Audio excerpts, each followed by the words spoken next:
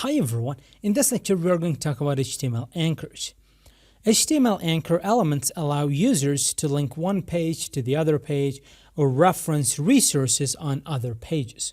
So, oftentimes when you go to any website, you click on some sort of link or button, you are either redirected to another part of that specific web page or you're redirected to another resource on the web. Those are called basically HTML anchors or HTML anchor element.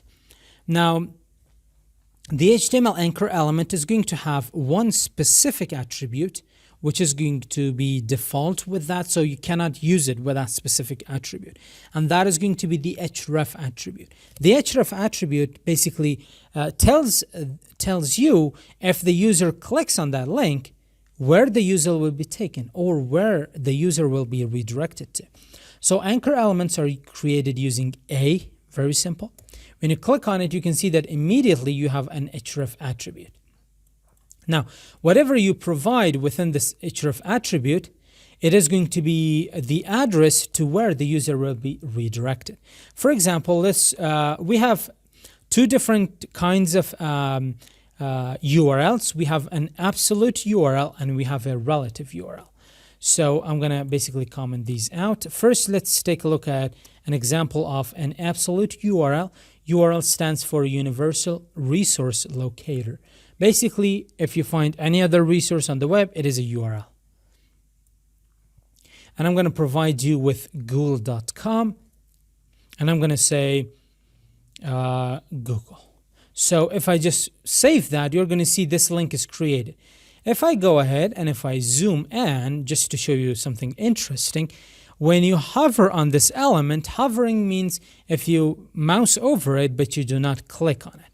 If you hover over it, you can see that the cursor icon changes. This signifies that it is a link. Now, if I click on it, I will be redirected to google.com. to the same URL which I provided in my Href. So let's go back. This is called an absolute URL. We can also have relative URLs, as you might have guessed. Now, relative URLs usually redirect user to another part of the same within the same web page. But since this is not a web page, this is not a complete web page, I'm going to create a URL that is going to redirect to one of these other lessons. So I'm going to create a URL for this lists. How can we do that? I'm going to say anchor. So in the Href, I'm going to provide the name of that document. I'm going to say 6.lists.html. And I'm going to say HTML lists. Let's just save that, and we can see that we have another list, another anchor here. And remove that space. And if you click on it, you are basically redirected to that file. And you can see in the browser it says 6.lists.html.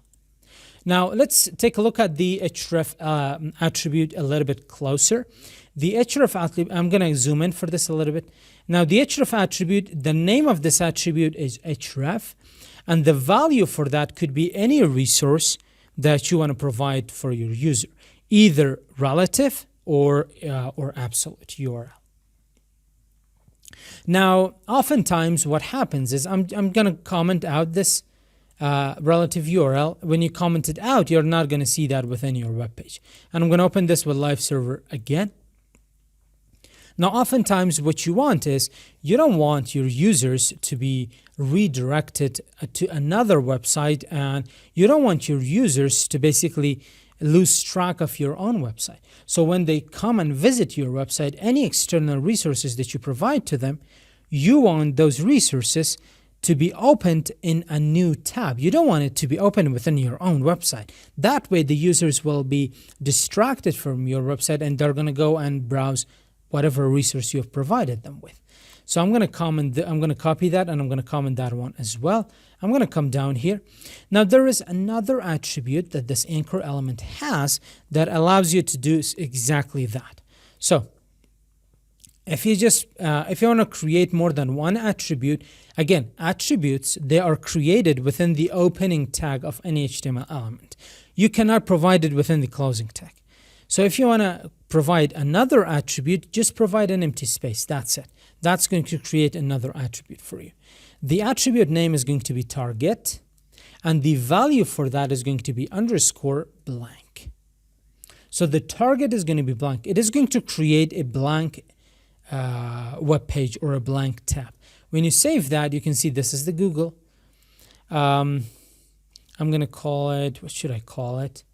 I'm going to call it Google blank. And I'm going to comment this one as well, so there is like some sort of difference between the two. I'm going to show you one more element, and that is the BR element. This is going to provide a page break. You can see how both of these links are on the same line. If you provide a BR element, this is a self-closing element. They're going to be separated to two lines. You could like maybe provide a couple more, and now there is like a little bit space here. There. Now, usually this is done with CSS. Since we have not studied CSS, I'm going to do it with HTML.